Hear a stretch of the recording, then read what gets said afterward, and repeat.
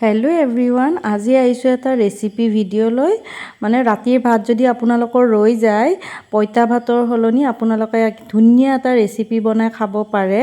তো আজি সেই ৰেচিপিটো লৈ আহিছোঁ।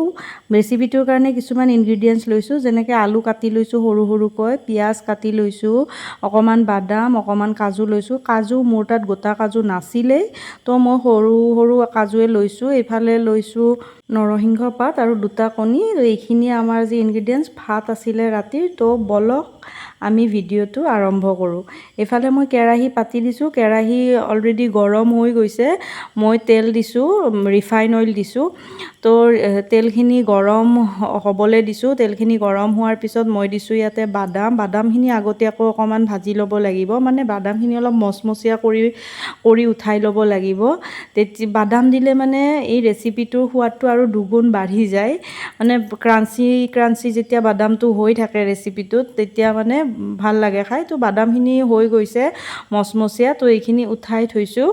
উঠাই পিনে মই ইয়াতে সেই বাদামৰ তেলখিনিতে মই দি দিছোঁ মই যিখিনি কাজু লৈছিলোঁ, মই ভাঙা কাজু ব্যৱহাৰ কৰিছোঁ। তো কাজুখিনি দি দিছোঁ।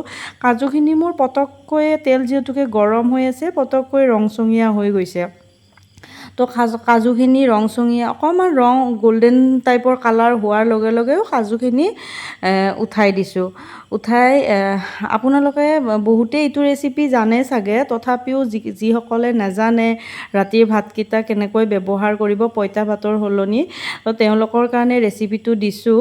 ইয়াতে দি দিছোঁ মই গোটা জিৰা অকণমান। গোটা জিৰাখিনি অকণমান ভাজ খোৱাৰ পিছতে মই দি দিছোঁ পিঁয়াজখিনি ধুনীয়াকৈ ভাজি লৈছোঁ। অকণমান ৰংচঙীয়া হোৱাকৈ ভাজিছোঁ। তো আপোনালোকে কোনে কোনে এই ৰেচিপিটো বনাই ক'বচোন কমেণ্ট বক্সত।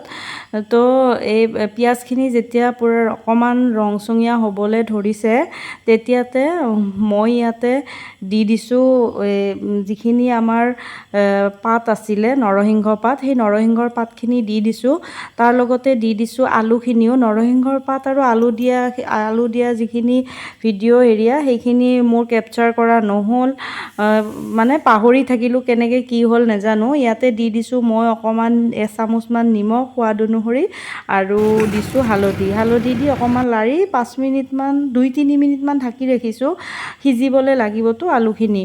তো সেইকাৰণে দুবাৰমান এনেকৈ মানে অকণমান ঢাকনি দিছোঁ, আকৌ লাৰিছোঁ, আৰু আকৌ ঢাকনিখন লগাই দিছোঁ। এনেকৈ মানে ধুনীয়াকৈ ভাজি লৈছোঁ।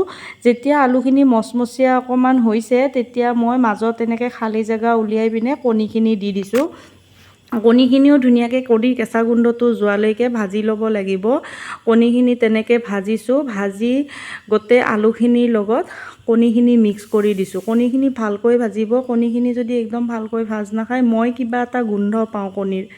তো সেইকাৰণে কৈছোঁ কণীখিনি ধুনীয়াকৈ ভাজি ল'ব, মই কৰাৰ দৰে। তাৰপিছত ইয়াতে দি দিম মই চচ। আপোনালোকৰ লগত চয়া চচ থাকিলে সেয়াও ব্যৱহাৰ কৰিব পাৰে। মোৰ লগত চয়া চচ নাছিলে, তো মই আমাৰ যিটো নৰ্মেল টমেটো কেটচাপ, সেইটোৱে মই দি দিছোঁ।